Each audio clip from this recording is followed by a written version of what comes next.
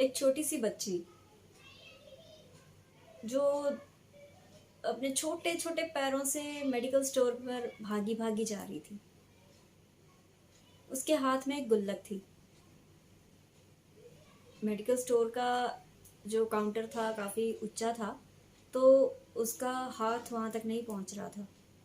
तो वहाँ पे काफ़ी भीड़ थी। उसने काफ़ी ट्राई की कि मेडिकल स्टोर वाला जो आदमी है वो उसकी तरफ देखे और वो अपनी बात उसको बोल सके। लेकिन काफ़ी ट्राई करने के बाद उसने हिम्मत करके क्या किया, अपनी गुल्लक जो थी वो काउंटर के ऊपर रख दी। तो सभी का ध्यान उसके गुल्लक रखने पर उसकी तरफ चला गया। तो सभी बच्ची की तरफ हैरानी से देख रहे थे। तो मेडिकल स्टोर वाले ने पूछा कि हाँ जी बेटा बताओ क्या चाहिए आपको। तो बच्ची ने बोला उनको कि मुझे चमत्कार चाहिए। सभी हैरान थे कि ये बच्ची क्या बोल रही है। तो वो मेडिकल स्टोर वाले ने भी बच्ची को बड़े प्यार से बोला कि बेटा आपको चमत्कार क्यों चाहिए। तो फिर बाद में उसने बोला कि बस मुझे मेरे भाई को सही करने के लिए चमत्कार की ज़रूरत है, तो आप मुझे चमत्कार दे दो। मेरे पास बहुत पैसे हैं, आप इनमें से सारे पैसे रख लो और मुझे चमत्कार दे दो।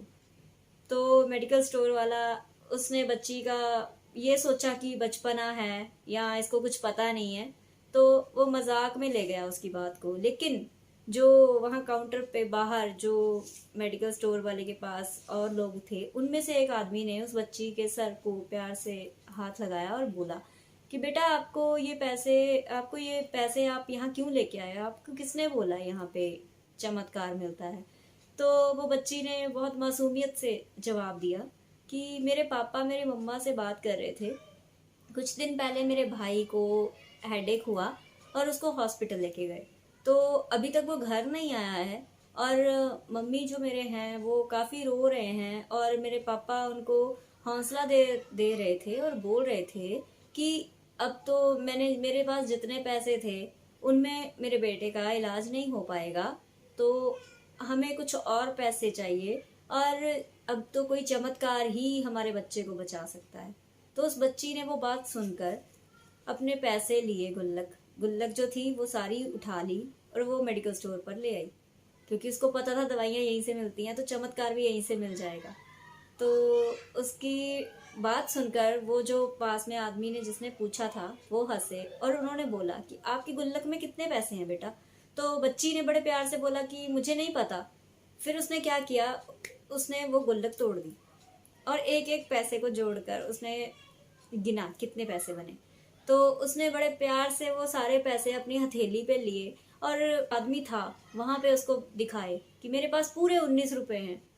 तो 19 रुपए से अब मुझे चमत्कार चाहिए जो मेरे भाई को बचा सके। तो उस आदमी ने बच्ची को बहुत प्यार से हौसला दिया और बोला कि अरे आपके पास तो बहुत पैसे हैं, इतने पैसों में तो चमत्कार आपको मिल जाएगा। तो फिर बच्ची बहुत खुश हुई, उसको पॉजिटिव एनर्जी आ गई कि अब मेरा भाई ठीक हो जाएगा और घर आ जाएगा। तो उसने खुशी से वो आदमी को बोला कि आप चलो मेरे साथ, मैं आपको अपने पापा मम्मी से मिलवाती हूँ।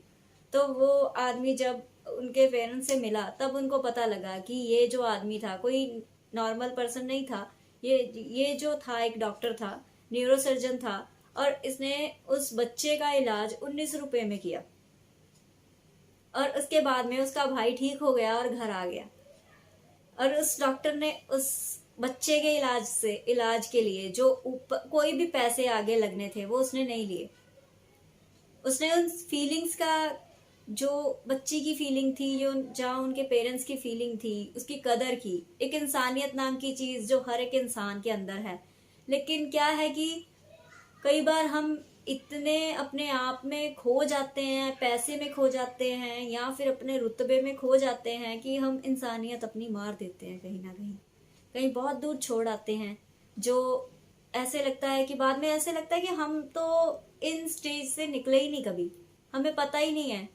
क्योंकि जो बड़ा आदमी बनता है वो उसकी जो स्टार्टिंग होती है वो भूल जाता है कि मेरी जो स्टार्टिंग हुई थी, वो जो सीढ़ी है उसके पहले कदम वहीं से हुई थी। लेकिन जैसे जैसे वो ऊपर से ऊपर चढ़ता रहता है वो नीचे वाली चीज़ों को भूलता रहता है कि मुझे कौन कौन सी चीज़ें, कौन कौन सी प्रॉब्लम्स जो थी वो फेस करनी पड़ी थी। और जो इस बच्ची के जो स्टोरी से हमें जो सीखने को मिलता है वो ये कि हमें, हमारे अंदर भी एक बच्चा है जिसको ना का मतलब नहीं पता है। बस इतना पता है कि ये मैंने करना है और मैंने करके ही रहना है, चाहे वो अच्छा है चाहे वो कैसा भी है। लेकिन बच्चों में एक मासूमियत होती है जो इंसान में कभी मरनी नहीं चाहिए, ना ही वो हमें मारनी चाहिए। कई बार ऐसे होता है कि हम, सिचुएशन ऐसी आ जाती है कि हम हिम्मत हार जाते हैं, लेकिन हमें हिम्मत नहीं हारनी चाहिए।